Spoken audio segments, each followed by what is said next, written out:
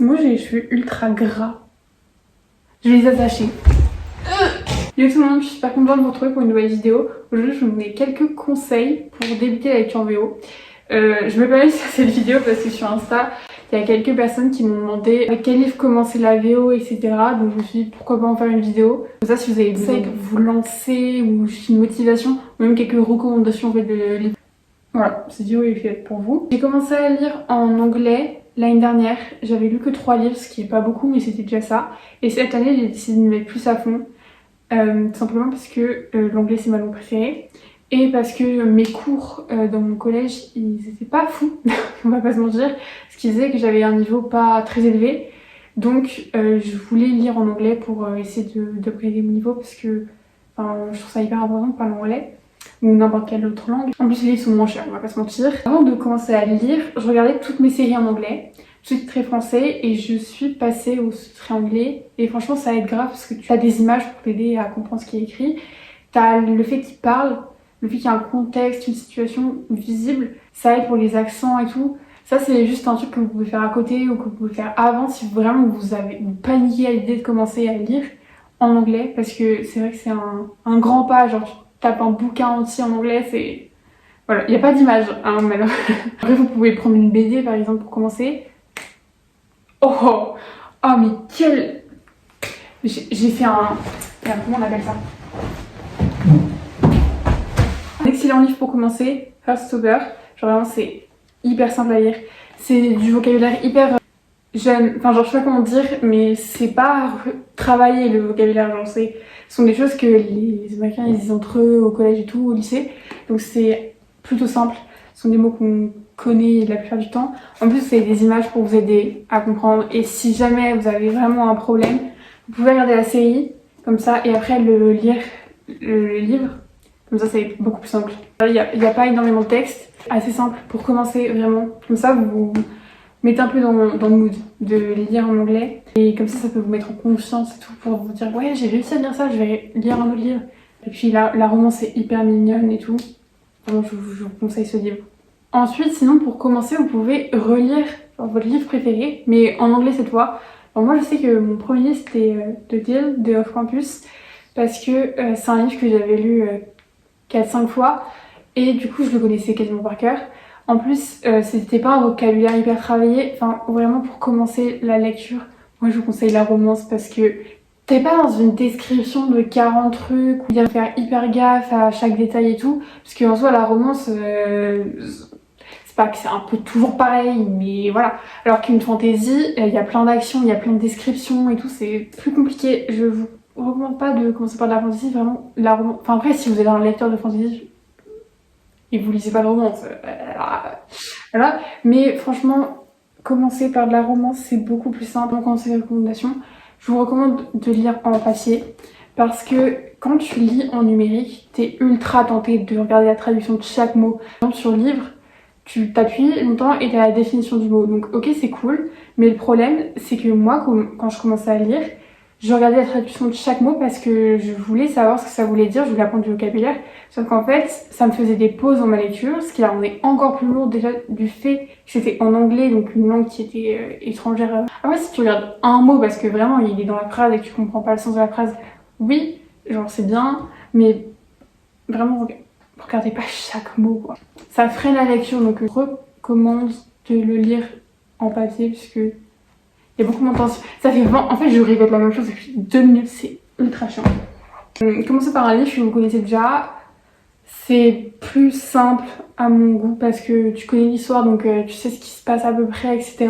Puis même comme ça, tu peux te permettre une lecture sans culpabiliser parce que t'as 40 livres dont t'as pas à la lire avant. Ensuite, des livres assez simples en termes de niveau. Il y avait celui-là, c'est Kisses and Croissants. Franchement, c'est super simple à lire. Il est pas du tout long. Regardez. Vraiment le niveau n'était pas compliqué. Moi j'ai pas du tout aimé ce livre. Je sais que j'ai beaucoup d'amis sur Insta qui ont adoré ce livre. Genre c'était un coup de cœur pour eux, moi j'ai pas accroché. Mais d'ailleurs je crois que j'ai fait un post dessus si vous voulez voir mon avis entier. Mais franchement, il y a plein de gens qui ont aimé. Il y a une petite enquête, petite romance qui se passe à Paris avec des danseurs étoiles, elle fait du ballet la fille. Ça peut être cool si c'est votre genre, et puis la couverture est hyper mince. Et un autre livre super simple en anglais, c'est Shade on Me. Vraiment, j'ai lu ce livre, j'ai tout compris. Moi-même, j'étais choquée, genre, j'étais là, mais attends, mais c'est trop simple, je comprends tout. La saga a énormément de succès, genre, énormément. J'ai pas aimé tant que ça, mais apparemment, le premier tome est nul. C'était sympa, mais il se passait pas grand-chose, quoi, c'était mou. Mais après, je sais qu'il y a... Enfin, c'est une des sagas préférées de la plupart des gens sur Instagram et sur TikTok. Donc, je pense que ça mérite sa hype. J'ai pas encore lu la suite. Mais voilà, c'est un livre très simple à lire si vous voulez commencer. Et si vous lisez pas du tout de romance, comme ça avec ça. Franchement, je vous jure que c'était simple. Hein.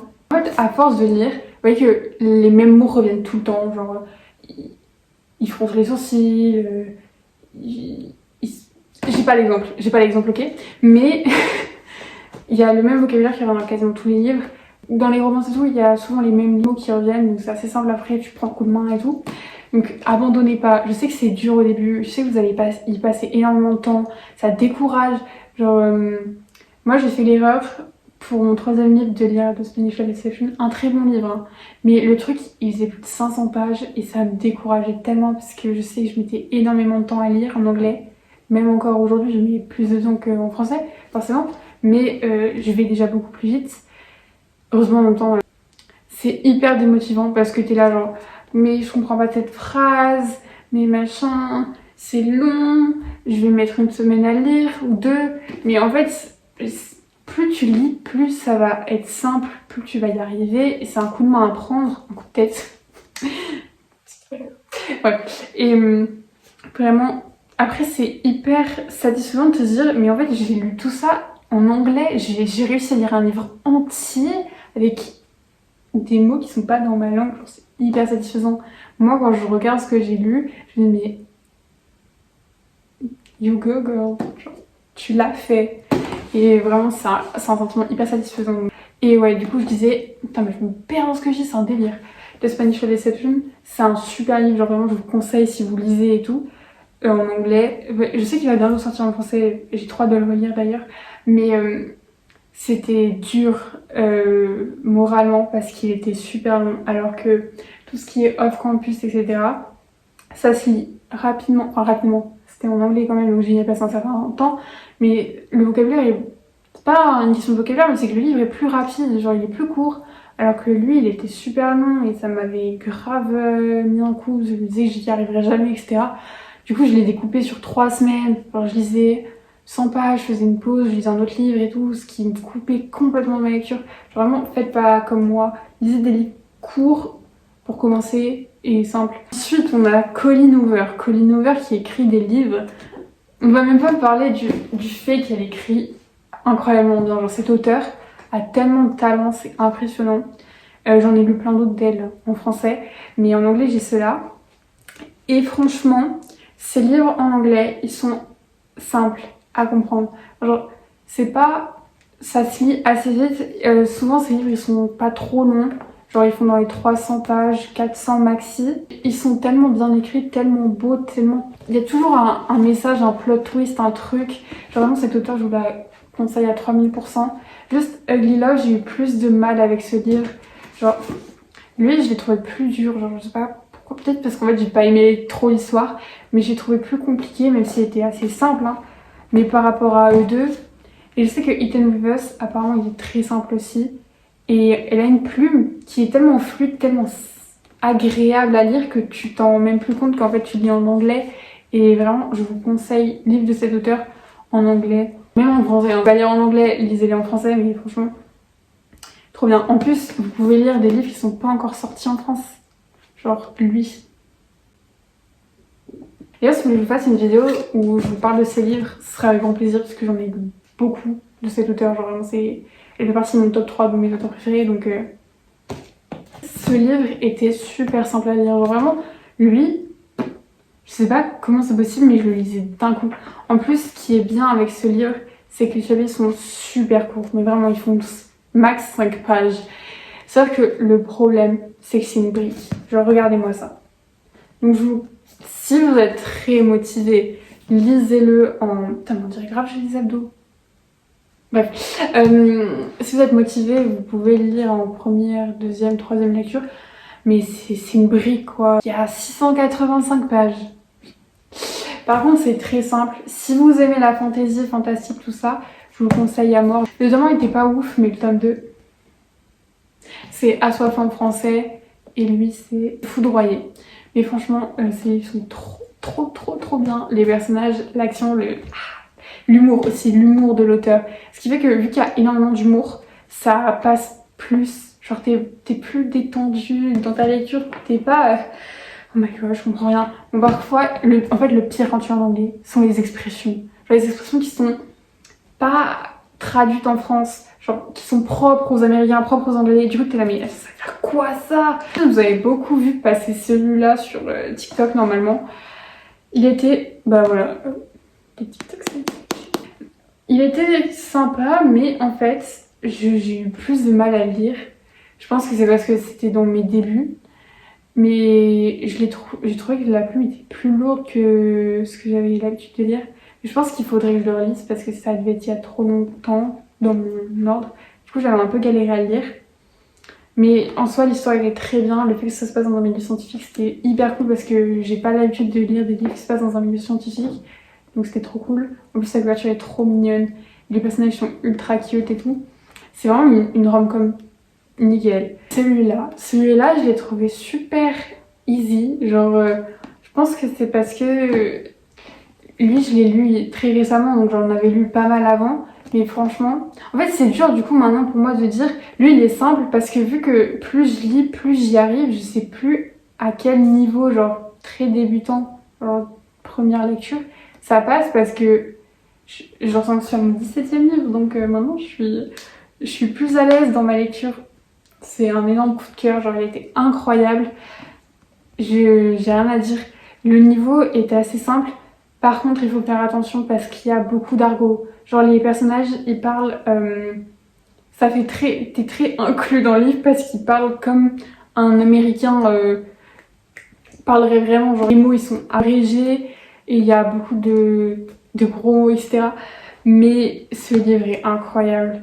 Mais du coup, peut-être que comme première lecture, c'est pas fou parce que si vous connaissez pas le mot de base, des fois il y a des apostrophes, t'as pas la fin du mot, donc ça peut être perturbant, ça peut être compliqué. Il y a des gens qui ont galéré à cause de ça, mais en soi, le livre en reste très simple. C'est pareil, t'as pas 40 descriptions de trucs, donc en fait, juste t'es dans les conversations, tu parles et tout, c'est beaucoup plus simple. Je viens de penser à un truc. Les livres écrits à la troisième personne, je trouve ça beaucoup plus difficile à lire qu'à la première personne, parce que quand t'es à la première personne, t'as vraiment les pensées et tout. Alors qu'à la troisième, t'as plus une description de ce qui se passe.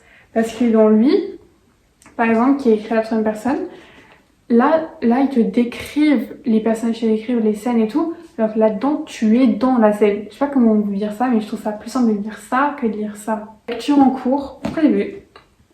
Sinon, ma lecture en cours, c'est The Fine Print. Vraiment, ce livre est génial. Genre, c'est hyper cute. En plus, je me retrouve grave dans le personnage masculin. Genre, il est... Vraiment, ce livre est trop mignon. En plus, ça se passe dans un parc d'attractions, donc c'est original, c'est trop mignon. Non, et puis c'est très simple à lire. Genre, lui, je le lis...